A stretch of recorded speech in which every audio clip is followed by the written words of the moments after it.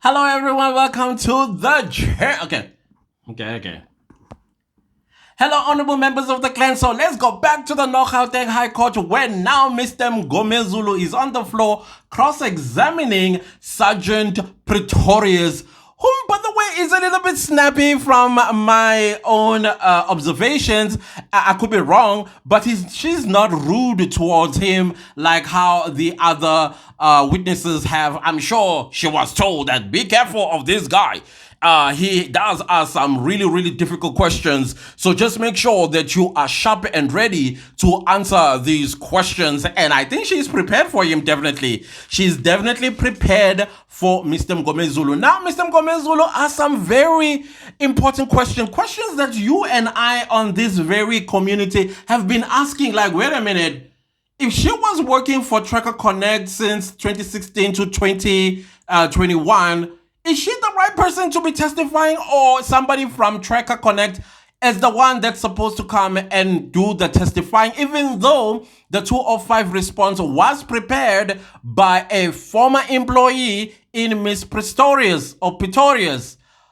And then there goes Mr. Mngomezulu, which is quite interesting. I'm going to read his questions towards Miss Pretorius because I don't want to misinterpret anything or miss anything that Mr. Mngomezulu had said. Mr. Mngomezulu, of course, takes to the floor to cross-examine Miss Pretorius after Advocate Baloy was done with his lead. Mr. Mngomezulu asked basically, he first greeted her. I don't think she heard, and then he greeted her again, and that's why, oh, good afternoon. And then Mr. Mngomezulu begins by saying, I'm trying to adjust. I think he is still a little bit ill because you can tell the way he's also slouching over the podium that he is definitely not ill. And you could also tell the frustration by almost like softly banging on the podium that he is definitely uncomfortable one way or the other. Not because he's uncomfortable with the witness or what he's going to ask, but maybe from the illness because he's still also wearing a mask to protect everybody in court. Thank you so much, Mr. Mngomezulu, for your courtesy and also being careful of other people's health.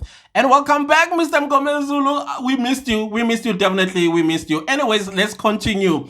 Then Mr. Mngomezulu says, I want to understand that you're a police officer since 2001. And she says that that's correct. And then Mr. Mngomezulu continues to say, when you received the Section 205, you worked for Tracker Connect in 2018. She said, yes, correct. And then Mr. Mngomezulu then says, in what capacity were you able to receive these 205 at Tracker Connect? She says, I was the company's investigator, responds Miss Pretorius. Then Mr. Mngomezulu says, in terms of protocol at Tracker Connect, were you authorized to receive the Section 205? She said yes. She said yes because she was responsible for the system that produced tracker information from various vehicles or their clients, I suppose. Then Mr. Mngomezulu said, when you received it, who do you communicate with? Do you communicate with the director? She said, no, I communicate with my manager. And I was like, okay.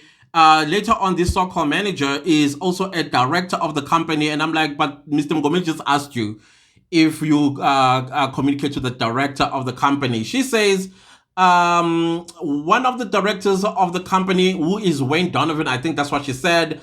And I report to him as my manager. And then he reports to his manager, who reports to that kind of protocol and hierarchy that we see in some companies. And then Mr. Mngomezulu continues to say, when the tracker, oh yeah, sorry, I'm so sorry. I'm trying to understand my own handwriting. I have a horrible handwriting in case you don't know. And sometimes it confuses me as well. Did I ever tell you that I wrote my matric exam verbally? While everybody was sitting in desks, I was in Pretoria with an invigilator as well as the person that was asking the very same questions that were being asked with those that were sitting down because I have a horrible handwriting. So anyways, let's continue. Then he says, when was the tracker fitted in Longwe's vehicle? Silo Twala's vehicle. That would be in the system response, Miss Pretorius. I don't have it. Then Mr. Mngomezulu said, okay, then we need to stand the matter down because I want that information. Then she says, well, I no longer work there, so you're going to have to get the court to make an order to get this information from Tracker Connect, which I think she's correct there. And then Mr. Mngomezulu says, why are you testifying for a company you no longer work for? She says, no, that's because I'm the one who used to be responsible for the systems at Tracker Connect. And I'm the one who also compiled the response of the 205. And no one else can do this but me, because nobody can speak on what I had prepared. Which I also understand what she's saying, because if you Tracker Connected to send somebody else, they would say to the court, I can't answer for somebody that put this together. I get it. And then Mr. Mngomezulu says, the company must provide sufficient information so we can proceed. Then once again, she tells Mr. Mngomezulu that, well, then it is the court that needs to give direction or an order to Tracker Connect to have somebody else to come and testify. And then Mr. Mngomezulu says, do you have fitment certificate? She says, I don't have to, because she does not fit Tracker into vehicles. Her job is an investigator, as well as look into the system for whatever that might happen to vehicles out there. And then Mr. Mngomezulu says, how do you know that that car was fitted with a tracker? And then she said, that's because it's in the system, and to reflect in the system that this particular Polo did have a tracker, and as a result, it was reflecting on the system. Then Mr. Mngomezulu says, were you authorized by the company to testify on behalf of the company as a police officer? Then she said, let's see. Yes, I do page with my saliva. Very bad habit, I must tell you. Then she said something about that. She says, no, that's because she is the person that compiled that information, and they are aware that she is going to be testifying. And then Mr. Mngomezulu wanted to know that if they are aware and you are going to be speaking on their behalf as a company, and you're a police officer, did they give you any written permission to do this? And she said, no, they didn't. And then Mr. Mngomezulu says, do you have the serial number of the tracking device on the red Polo? She said, no. And then Mr. Mngomezulu said, I want a specific serial number that is in the fitment certificate that shows that indeed there was a tracker in the red Polo. Then Miss Pretorius says that can be an order of the court for Tracker Connect to provide that information. Then Mr. Mngomezulu continues to say, who is the person that fitted the tracker? Then she said, well, I wouldn't know. That would be in the fitment certificate and in the system. And then Mr. Mngomezulu wants to know, where was this done? Meaning, where was this tracker fitted? The area, etc. and so on. She says all of that will be in the system. Then Mr. Mngomezulu says, you are not prepared. Well, she says, I am prepared because the 205, I remember very well, and I responded to it as per what was requested of her, not about the system and information in the system. It was just about this specific vehicle, and this is what she's testifying for, the movement of this particular vehicle. And then Mr. Mngomezulu wanted to know which article allows her or permits her as a former employer of Tracker Connect to come and testify as a former employee of that particular company. Mr. Baloy stood up on objection on the grounds of unfairness. Pretorius then answered anyways and said, I am the one who prepared this information. No one else can speak on it but me. So Mr. Mngomezulu was not relenting on her being the wrong person to be testifying in court. And then Mr. Mngomezulu continues to say, I understand that you are a former employer. Mr. Baloy also stood up once again and objected because he saw where this was going. It still revolved around her being the wrong person to testify in court, not the company itself. And then Pretorius says, only the court can order for someone other than me to come and testify. And then Mr. Mngomezulu says, this document, in what format was it done? In a PDF? She said, yes, in a PDF. And then Mr. Mngomezulu wants to know, how do we know that this is not converted into Excel?